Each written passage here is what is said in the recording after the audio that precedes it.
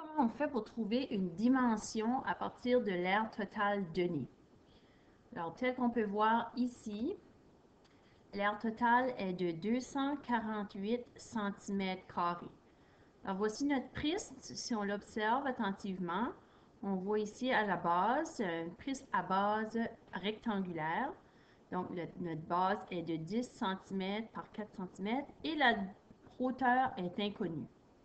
Alors, si je prends le prisme à base rectangulaire et j'en fais le développement, alors sur les côtés ici, on peut voir que c'est le rectangle vert. Okay? Alors, je connais la base du rectangle, mais la hauteur, je ne la connais pas, donc je place un H. Si je vais voir sur mon prisme en haut, la partie du haut et la partie du bas. Donc ici, ça va être le bleu, partie bleue. Donc ma base est de 10 cm, puisque c'est la même dimension qu'en bas ici, là, 10 cm. Et la hauteur va être de 4 cm ici, parce que le 4 cm, c'est la même dimension. Ensuite de ça, si on va faire le prisme, la partie avant et arrière, donc le rectangle violette, donc ma base serait de 10 cm, 10 cm et la hauteur est inconnue. Ici, ma hauteur est inconnue. Ça fait que pour être capable de mieux voir le travail, j'ai placé mes différents rectangles de différentes couleurs. Donc, avec ceci, avec le développement, on peut aller créer notre formule afin de calculer notre hauteur. Alors, si je viens ici, alors je fais l'aire totale, c'est égal à 2 fois les rectangles verts, donc 2 fois base fois hauteur. Ensuite de ça, il faut que j'ajoute deux autres rectangles qui sont les bleus ici. Alors, l'aire pour trouver un rectangle, c'est toujours 2 fois base fois hauteur. Et ensuite de ça, les violettes, donc ça serait encore une fois 2 fois la base fois la hauteur. Alors, sachant que notre R total est de 248, je remplace R total par 248 et je vais remplacer toutes les données connues. Donc, en gardant mon développement, c'est vraiment facile.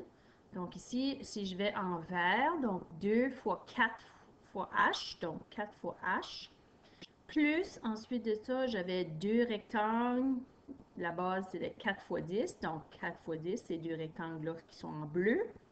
Et les derniers, c'est 2 fois 4 fois H. Excuse, 2 fois 10 fois H. Donc, si je regarde ici, ma base, c'est 10, ma hauteur est H. Ensuite de ça, qu'est-ce que je vais faire? Je vais faire des combinaisons. Alors ici, je fais 2 fois 4 qui fait 8 fois H. Donc ici, en faisant la parenthèse en premier, je fais 4 fois 10 qui fait 40. 40 fois 2 qui me donne 80. Et ici, je vais faire 2 fois 10 qui me donne 20, donc 20 fois H. Alors si on continue, à partir d'ici, ça devient comme de l'algèbre.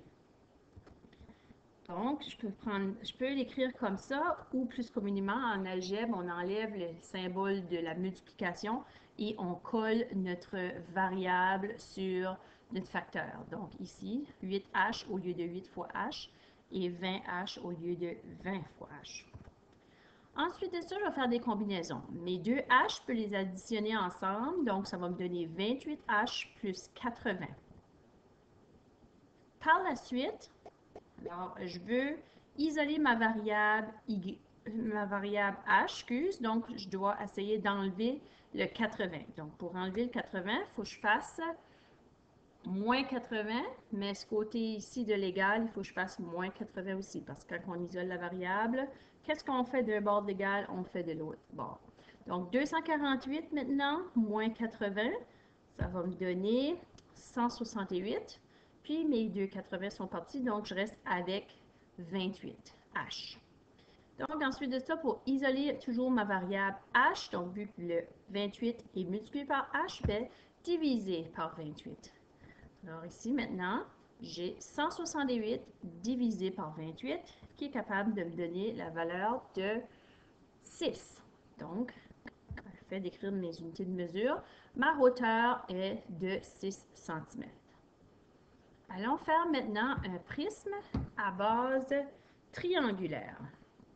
Alors, toujours en sachant que l'aire totale est donnée, Alors, l'aire totale est de 84 cm².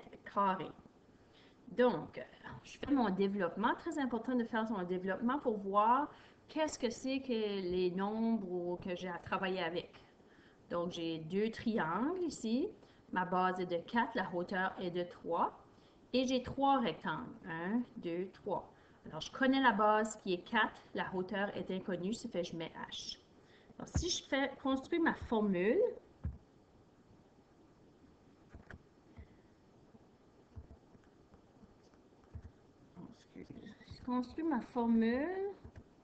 Bon, alors c'est l'aire totale, c'est 2 fois la base fois la hauteur divisé par 2, parce que j'ai deux triangles, plus 3 fois base fois hauteur, parce que j'ai 3 rectangles. Donc, si je viens remplacer mes chiffres, au lieu de mettre les lettres de la formule par des chiffres, alors je connais mon aire totale qui est 84.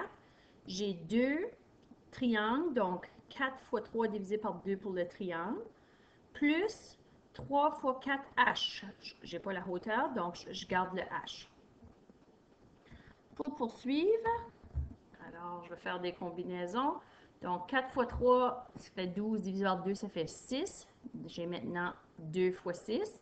Puis 4 fois 3, ça donne 12, donc 12H. 12 fois le H. Donc 2 fois 6, ça fait 12, plus 12H. Alors maintenant, si je veux essayer d'enlever ce 12 ici, là, le rouge, alors je vais faire 84 moins 12, puis 12 moins 12 plus 12H. Alors j'enlève le 12 de ce côté ici. Donc je dois faire la même chose de ce côté-là. Quand on fait de l'algèbre, si on fait d'un bord d'égal, on le fait de l'autre côté aussi. Alors maintenant, 84 moins 12, ça donne 72. 12 moins 12, ça donne 0. Donc j'ai 12H. Donc, qu'est-ce que je fais? J'ai le 12 multiplié par le H. Pour enlever la multiplication, je dois diviser. Donc, divisé par 12. Donc, mon H devrait être égal à 6. Donc, la hauteur est de 6 cm.